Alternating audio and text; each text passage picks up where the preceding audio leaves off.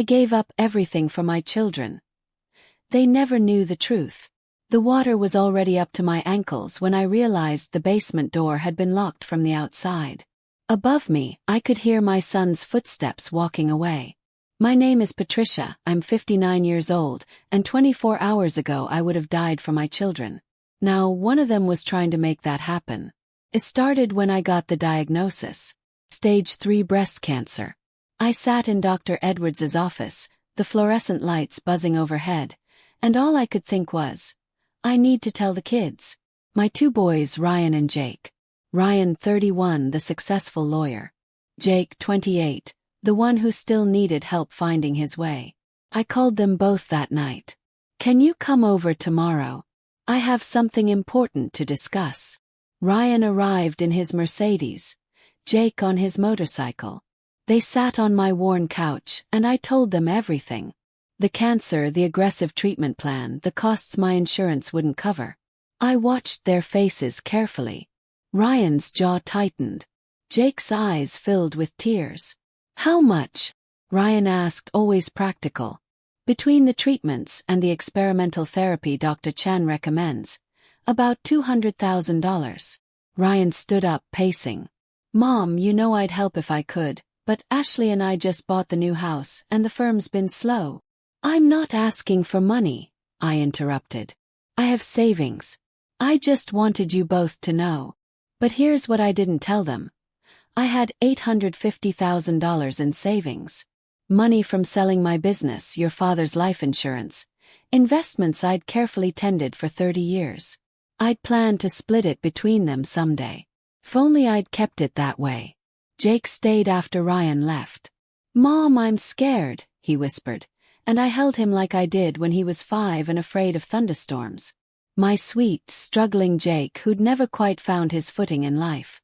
I'll be fine, I promised. I'm a fighter. I know you are. He pulled back, wiping his eyes. Hey, random question, do you have a will? Just in case. You should probably update it, with the medical stuff happening.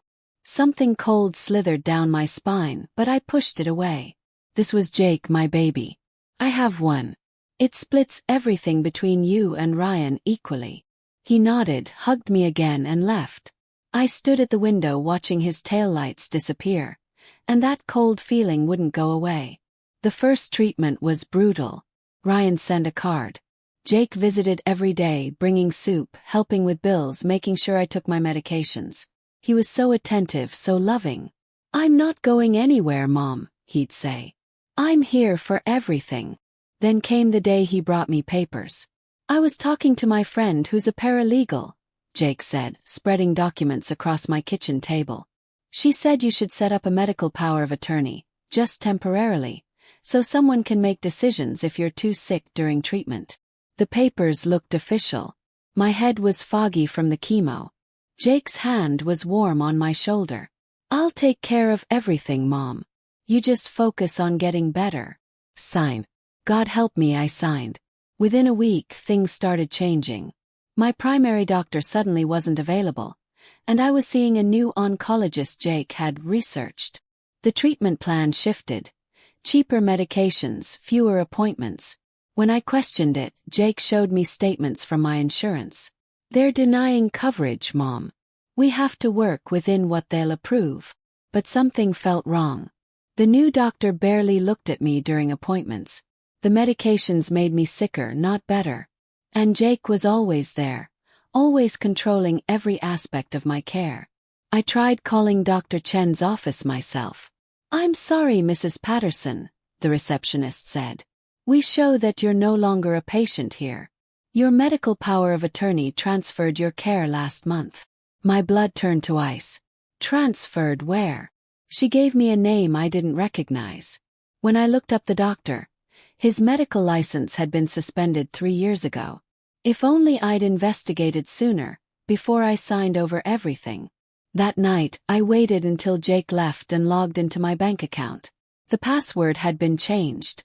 I called the bank the next morning, hands shaking. I need to access my accounts. Mrs. Patterson, you'll need to speak with your power of attorney.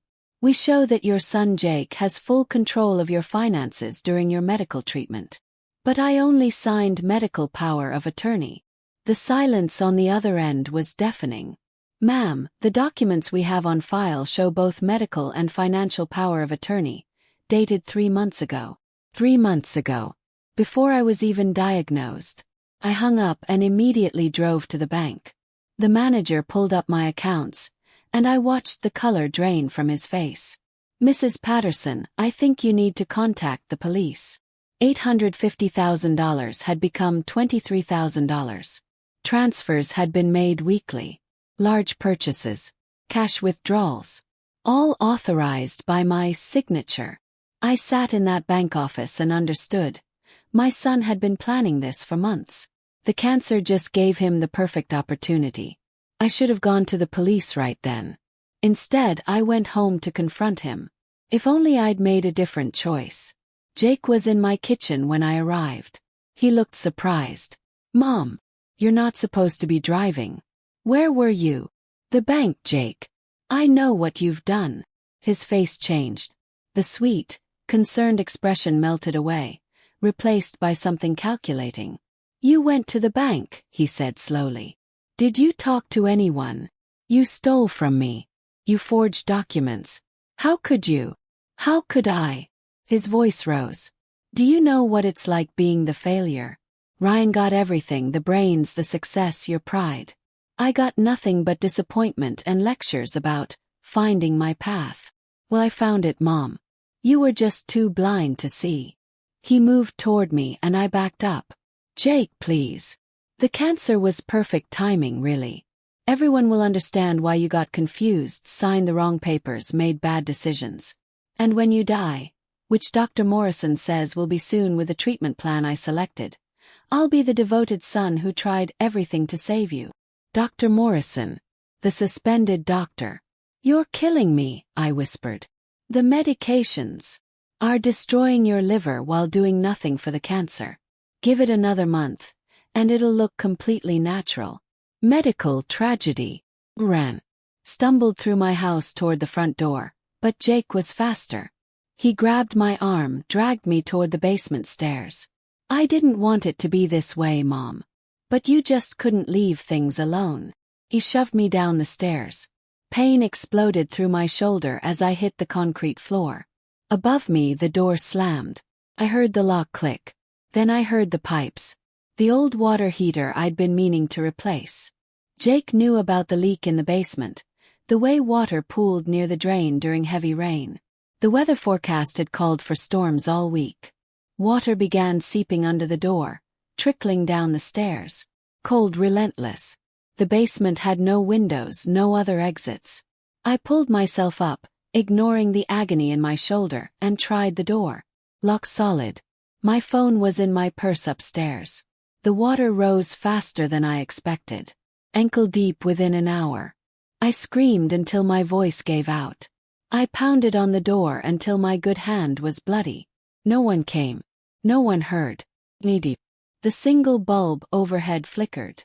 I climbed onto the washing machine, my shoulder screaming in protest. The water kept coming. This was how I'd die. Drowned in my own basement by my own son. But here's what Jake didn't know. I'd never told him about the camera. 6 months ago, after a string of break-ins in the neighborhood, I'd installed a security system. Cameras in every room, with footage uploading directly to a cloud service. Ryan had helped me set it up during one of his rare visits.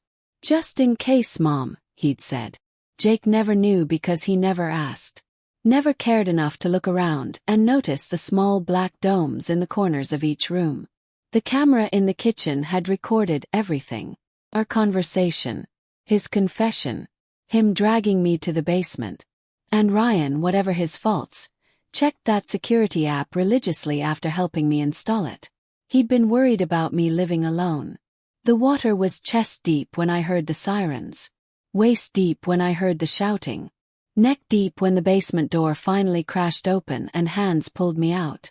Ryan stood there, phone in his hand, his face white with shock. Behind him, police officers were restraining Jake, who was screaming that it was all a misunderstanding. I got an alert, Ryan said, his voice shaking. Motion in the basement, which never happens. So I checked the live feed and saw. He couldn't finish. Jake fought against the handcuffs. She's confused. The cancer, the medications. She's not thinking clearly. We have the video, an officer said calmly. We have everything. The evidence was overwhelming. The forged power of attorney documents. The fake doctor. The banking fraud. $800,000 traced to Jake's accounts and expenses. And most damning, the video of him confessing to slowly poisoning me and locking me in the basement to drown. Jake was sentenced to 30 years. The trial revealed he'd been planning this for over a year, researching medical fraud, finding a corrupt doctor, studying my routines. The cancer diagnosis just accelerated his timeline. I'm 60 now. Cancer-free, thanks to Dr. Chan and proper treatment with what money I had left. Ryan paid for the rest, refused to let me argue about it. We're rebuilding our relationship slowly. Some wounds take time. The truth is this. I gave up everything for my children. I worked myself to exhaustion, sacrificed my dreams, invested in their futures. But I forgot to teach Jake one crucial lesson. That love isn't transactional, and family isn't an inheritance waiting to happen. I saved myself not by being suspicious, but by being prepared. That security camera wasn't about trusting my children less. It was about protecting myself more. And that distinction saved my life. If this story made you think twice about the people you trust, about protecting yourself even from those you love, then it served its purpose. Subscribe to hear more stories of survival. Share this with someone who needs to remember that self-protection isn't selfishness. It's survival. I gave up everything for my children. But the one thing they never knew was that I always kept one thing for myself. The will to survive, and the wisdom to prepare for the worst while hoping for the best. Sometimes the best thing you can do for yourself is simple. Install the cameras, keep the passwords, trust but verify. Because the person who saves your life might just be you.